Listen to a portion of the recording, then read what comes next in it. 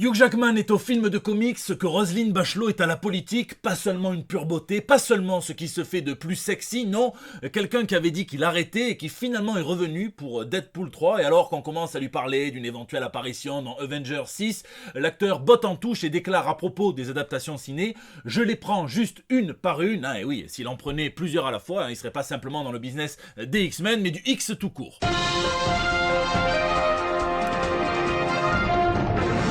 Ici votre fidèle commis des comics, vous êtes dans l'émission qui fait le tour de l'actu de l'industrie du comic book et de tous ses dérivés, c'est le 379e JT Comics, et la costumière du film Thor Love and Thunder a déclaré qu'elle avait été influencée par le véganisme de l'actrice Nathalie Portman pour le choix des matériaux du costume de la déesse du tonnerre, même si on sait très bien qu'il n'y a qu'une seule personne qui peut réclamer ce titre, c'est Tornade, enfin bref, du coup c'est que du plastique et des matériaux synthétiques, et c'est très bien de respecter la sensibilité de chacun, de se laisser influencer. Du coup, j'ai dû complètement louper le moment où Taika Waititi est devenu scatophile pour nous pondre une bouse pareille. Et bon, pour moi, satisfaire votre infolisme, passons tout de suite aux news de la semaine. Oh, la menteuse! C'est la news insolite de la semaine, elle est rendue possible par le système judiciaire américain et les procès un peu étranges qu'il peut parfois engendrer. Là, c'est deux fans de l'actrice Ana de Armas qui ont porté plainte carrément contre le studio Universal parce qu'ils ont vu la bande-annonce du film Yesterday, dans laquelle figure l'actrice, avant donc de louer le film et de s'apercevoir qu'elle a été totalement coupée au montage, comme un petit prépuce juif ou musulman. Deux types contre tout un studio de cinéma et son armée d'avocats ont pensé que c'était torché d'avance, c'était fini pour eux, que ça allait être plié, un petit peu comme toi qui a manger des huîtres pas fraîches au réveillon de Noël, sauf que si Universal a plaidé pour la liberté d'expression artistique qui, soi-disant, régirait une bande-annonce, eh bien le juge a dit non, ça rentre sous le cadre de l'expression commerciale et donc des lois sur la publicité mensongère et la concurrence déloyale, et là les studios peuvent vraiment commencer à serrer les fesses très fort, on en revient toujours aux huîtres de Noël, mais en gros, l'expression artistique ne l'emporte pas sur le but commercial d'une bande-annonce qui sert à faire acheter le consommateur, et pour pas que tous ceux qui ont un petit peu trop de temps libre, trop d'oseille et qui voudraient confondre Twitter avec un tribunal ne se lâchent, eh bien il faut quand même qu'une part significative des consommateurs raisonnables puisse être trompée. Alors le jugement est en cours, on verra ce que ça donne, mais alors suivant le résultat, ça peut être une véritable boîte de Pandore ouverte dans laquelle se cache une épée de Damoclès pour tous les studios, à commencer par Marvel qui nous ment fréquemment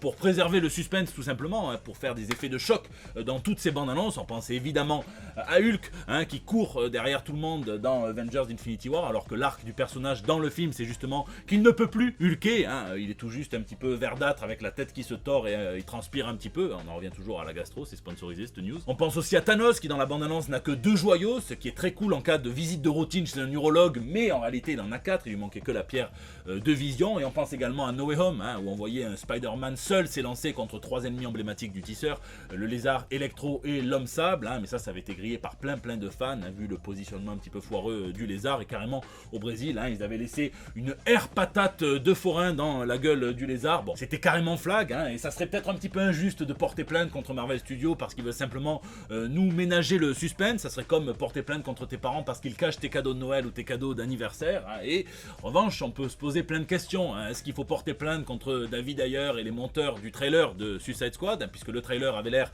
de tout déchirer alors qu'au final le film avait un goût de jus de sif après un entraînement de cardio très intense. Bref, est-ce que par peur de se prendre des procès dans la gueule, les studios vont changer leur façon de faire des trailers? Est-ce que Marvel va revenir à l'époque d'Iron Man 1 où on voyait tout le film quasiment dans la bande-annonce, il manquait que la scène finale et la scène post-générique? Est-ce que nous autres, en tant que fans de comics, on va pouvoir porter plainte pour publicité mensongère quand ils nomment leurs films d'après des sagas iconiques des comics, et qu'au final c'est aussi peu fidèle que Bill Clinton et Aston Kutcher réunis, et aussi peu respectueux qu'un tacos raclette, foie gras, sauce teriyaki? On verra. En attendant, je vous laisse me dire contre quel studio vous porteriez plainte et pourquoi dans les commentaires. Plan ciné. Dans le reste de l'actu des adaptations cinématographiques de nos comics préférés, celui qui défie toutes les conventions et tweets comme s'il s'appelait James Gatling, James Gunn continue de dévoiler ses plans pour le futur DCU dont il est co-responsable. Et attention, désolé pour tous les fans de Dwayne Johnson, l'acteur et sa détermination, puisqu'il incarnait Têtu Adams, ne reviendra pas dans Black Adam, sauf peut-être plus tard pour des projets concernant le multivers de DC, qui est toujours bel et bien vivant. D'ailleurs, James Gunn promet que des adaptations d'Elseworld donc de récits non canoniques sont en cours. On verra si on aura le Batman Vampire, le Batman One Night, voire même donc le Kingdom Come. Pourquoi pas même la Wonder Woman de Daniel Warren Johnson. On sait aussi que Deathstroke fera partie des personnages de ce futur DCU, qui devrait alterner entre des personnages très connus et des personnages moins connus, quoi que cela veuille dire. On sait que le réalisateur, le chef de chez DC, prend exemple pour bâtir son univers sur les séries animées Young Justice et Justice League Unlimited. Je sais pas non plus trop ce que ça veut dire. Et par contre, un truc intéressant,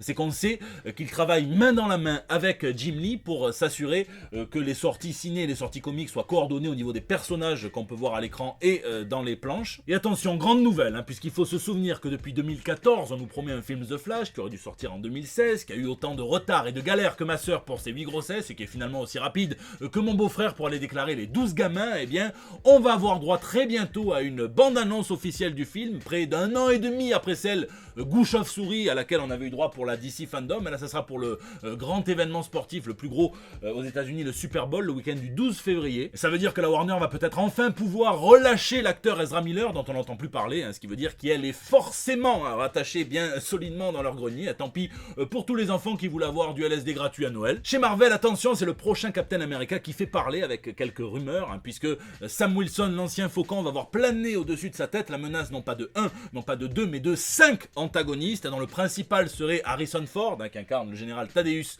Thunderbolt Ross. Il serait peut-être même le président Ross, et il serait accompagné de la comtesse Valentina Allegra de Fontaine et du leader, donc Sam, antagoniste de Hulk. Ça fait quand même beaucoup de personnages d'univers de Hulk sans Hulk, on se croirait chez Sony et l'araignée. Sauf s'il nous montre celui qui est tout rouge, ça vient quand même cimenter une intrigue probablement géopolitique, qui commence à se profiler d'ailleurs dans le dernier Black Panther également. On verra quels seront les deux autres vilains. Je vous laisse spéculer dans les commentaires.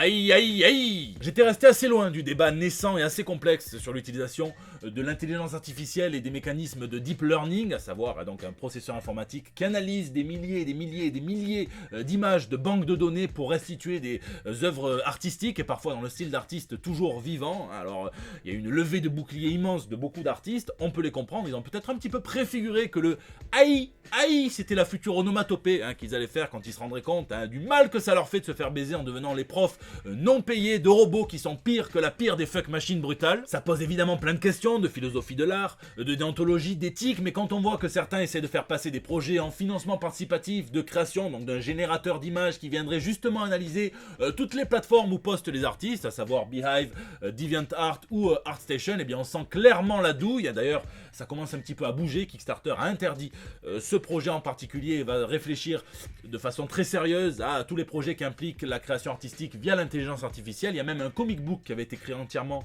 via l'intelligence artificielle qui vient de se voir retirer son droit de propriété intellectuelle puisque c'est une machine qui l'a créé et pas un artiste. Il faut réfléchir aux nouvelles technologies, à notre rapport à l'art. Moi je vous avoue que j'aime bien des fois voir des images générées artificiellement, déjà pour la prouesse et ensuite parce qu'elles sont souvent très bizarres, elles sont pleines de doigts, elles sont assez glauques parfois, mais elles ne pourront jamais, selon moi, jamais remplacer la sensibilité d'un artiste qui a passé des heures, des milliers d'heures à gratter le papier et à acquérir justement son talent. Faut surtout pas oublier à quel point les artistes sont précieux, c'est pas quand on en aura plus qu'il faudra venir chialer. Donc je vais clore le débat en disant que pour moi, AI ça signifie tout simplement artiste indispensable. My Way. Dans la très longue histoire de la romance un peu contrariée qui lie la censure et les comics, tour à tour responsables de la délinquance, de l'illettrisme, de l'homosexualité et de plein d'autres choses qui existaient très bien avant l'invention des comics et qui existaient toujours après quand on a mis tout ça sur le dos des jeux vidéo qui étaient un peu plus populaires, eh bien il y a l'éditeur Boneyard Press qui publiait des comics d'horreur, qui publiait des comics érotiques dans les années 90. Ils ont été sous le feu des critiques, on a essayé de les censurer, ils ont fait une biographie non officielle de Jeffrey Dahmer et ça 30 ans avant qu'il devienne un petit peu à la mode grâce à la série Netflix. Ils ont même fait du Jeffrey Dahmer contre Jésus. Ils ont fait aussi une biographie non autorisée, enfin un comics avec O.J. Simpson. Donc vous voyez un petit peu le délire. Et c'est la magie d'internet, puisque certains ont exhumé un extrait de talk show dans lequel on peut voir Gérard Way, le chanteur de My Chemical Romance, mais aussi qui est créateur de comics, prendre la défense de son éditeur, puisqu'il avait 16 ans à l'époque, mais il écrivait déjà pour Boneyard Press, ce qui s'appelait On Raven's Wing, un comic book dans lequel on voyait un justicier très expéditif, mais qui mettait en scène une scène de viol très très explicite, mais quand même. Dans la vidéo, on peut voir un Gérard Way-Bébé se lever fièrement et dire « J'ai une déclaration, j'ai 16 ans, j'écris pour l'éditeur Boneyard Press ». Il s'adresse à la femme politique qui est présente en plateau. Il lui dit « Pourquoi ne pas s'en prendre aux médias? Pourquoi ne pas s'en prendre à autre chose? Les comics ne sont pas que pour les adultes, les comics sont pour tout le monde. » La meuf s'en sert pour rebondir et dire justement « Moi, il n'y a que les enfants dont je cherche à en limiter l'accès, mais on sait très bien que quand censure il y a, eh bien, c'est tout le monde qui morfle. Et c'est pas trop mal pour celui qui allait devenir le co-créateur avec l'excellent Gabriel Ba de Umbrella Academy, le responsable du label Young Animal chez DC, qui a même repris la Doom Patrol. Bien joué Mino.